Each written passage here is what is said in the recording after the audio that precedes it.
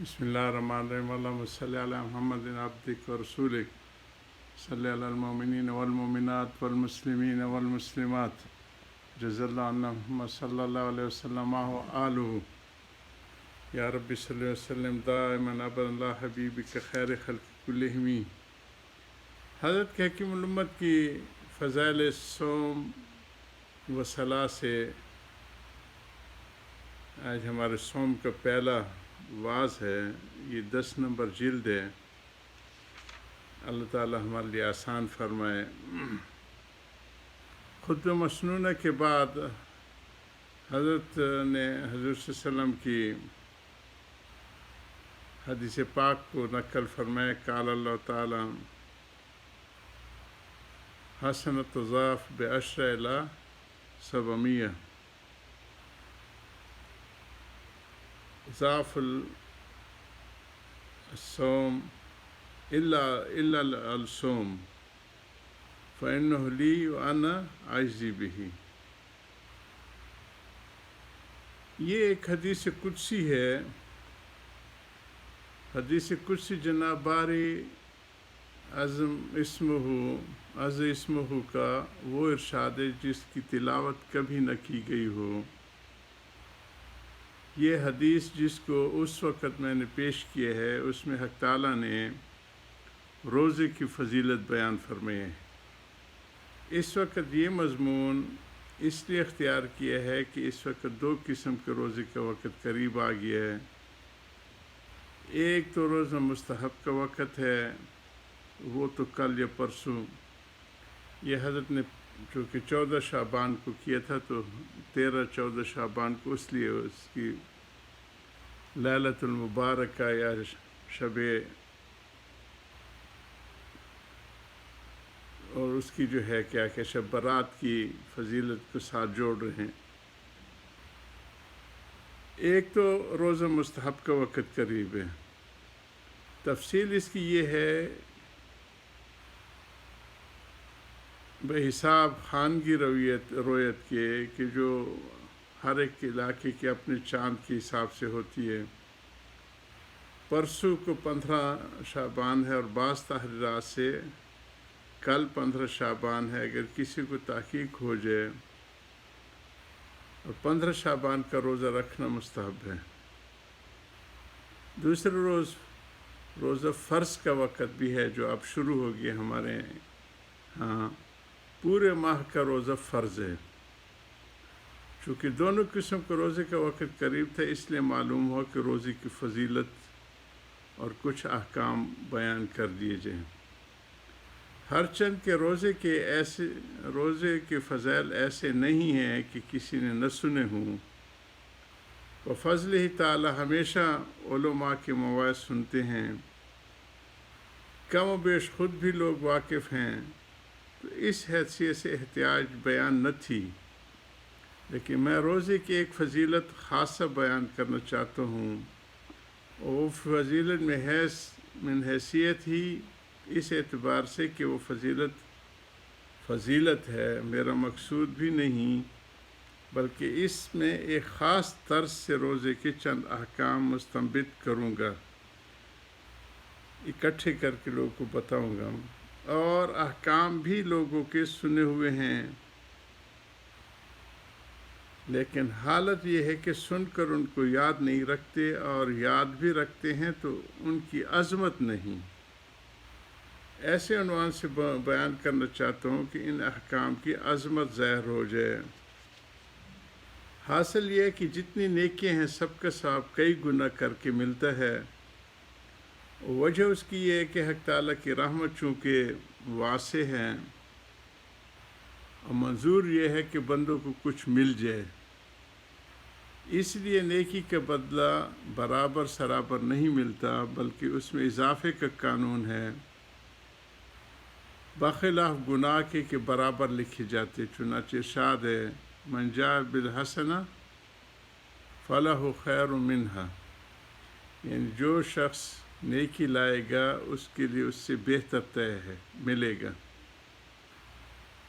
مطلق مضافت تو اس آیت سے ثابت ہے کہ اس کو زیادہ کر کے اللہ پاک اجر دیں گے، مضاف زیادہ کر کے۔ اور دوسرے مقام پر اس کے تعین بھی فرما دی ہے، من جاء بالحسنہ فلہ عشر امثالہا، یعنی جو شخص نیکی لائے اس کے لیے اس کی 10 مثل، اور جو برائی کرے تو اس کو اس کے برابر جزا ملے گا۔ اس سے مضافت اور خیریت مذکورہ آیت سابقہ کا تعین ہو گئی، اور یہ بھی معلوم ہوا کہ قانون عام ہے۔ اس لیے لفظ من عام ہے کہ جو کوئی اس سے محفوظ نہیں، کوئی اس سے مخصوص نہیں، بس مضافت 10 سے کم تو کسی حال میں نہ ہوگی۔ اور یہ جو حدیث میں نے اول پڑھی ہے، حدیث قدسی جس کو شروع میں، اس سے منتہا اکثری بھی اس مضاف کو معلوم ہوتا ہے کہ اس میں کتنی زیادہ بڑھا کے اس کا اجر ملے گا، کہ اخلاص کے تفاوت سے 700 تک مضافت ہوتی ہے، کہ اعمال میں، دیگر اعمال میں اللہ پاک جو مخلص بندے ہوتے ہیں، جنہوں نے اپنے سارے مخلوق سے نظر ہٹا چکے ہوتے ہیں، ان کو 700 گنا اللہ پاک اجر زیادہ دیتے ہیں۔ یعنی اگر کوئی 1 پیسہ دے تو 700 پیسوں کا، اگر 1 روزہ رکھے تو 700 روزہ کا ثواب لگتا ہے۔ لہٰذا ایک آیت پڑھی تو 700، ایک آیت کا 1 قرآن ختم کرے تو 700 قرآن کا ثواب ملتا ہے۔ اس منتہا کو میں نے جو اکثر ہی کہا، تو وجہ اس کی یہ ہے کہ لیکن یہ کثرت اضافی نہیں، بلکہ فی نفس سے ہی کثرت مراد ہے۔ قرآن و حدیث میں غور کرنے سے 700 کی تحدید معلوم نہیں ہوتی، بلکہ غیر منتہی مضافت ہوتی ہے، یعنی اس کی کوئی حد ہی نہیں ہے، اتنا بڑھاتے رہتے ہیں۔ اور منتہی سے مراد غیر منتہی بالفعل مراد نہیں، بلکہ بمعنی لا تقف عند حد، یعنی کسی حد پر موقوف نہیں مراد ہے۔ چنانچہ اللہ تعالیٰ نے جو اپنی راہ میں خرچ کرنے والوں کی ایک مثال ارشاد فرمائی، اس سے معلوم ہوتا ہے کہ اس مضافت کا انتہا نہیں۔ مثل الذین ينفقون اموالهم فی سبیل اللہ کمثل حبۃ انبتت 7 سنابل فی کل سنبلۃ 100 حبۃ، یعنی جو لوگ اپنے مالوں کو اللہ کی راہ میں خرچ کرتے ہیں، ان کا حال ایسے ہے جیسے کہ ایک دانہ ہو اور وہ 7 بالے جو ہے بھٹے ہوتے ہیں، سٹے ہوتے ہیں، جو اس کی اگا دے اور ہر بالی میں 100 دانے ہوں۔ اس کے آخر میں ارشاد ہے واللہ یضاعف لمن یشاء واللہ واسع علیم، یعنی اللہ جس کے واسطے چاہیں اس سے بھی زیادہ بڑھا دیں۔ اللہ تعالیٰ وسعت والے، علم والے ہیں۔ یہ جملہ ما سبق کی علت ہے کہ پہلے جو حضرت نے بتایا ہے اس کی وہ دلیل ہے۔ اس مضاف سے حیرت اور تعجب نہ کرو کہ اللہ تعالیٰ جس کو جتنا چاہیں بڑھا دیتے ہیں۔ اللہ تعالیٰ صاحب وسعت ہے، اس کی وسعت کوئی حد نہیں ہے، ان کے یہاں تنگی نہیں۔ اور اس کے ساتھ ہی دھوکے میں پڑنے والے کا علاج بھی ارشاد فرما دیا کہ وسعت سے مغرور مت ہو جاؤ، یہ مت سمجھو کہ ہماری نیکی قابل مضافت ہے، ہماری نیکی اس درجے کی کہ اس کو بڑھائے جائے، اس لیے کہ وہ علیم بھی ہیں، یعنی یہ بھی جانتے ہیں کس کی نیکی مضافت کے قابل ہے بڑھانے کی اور کس کی نہیں۔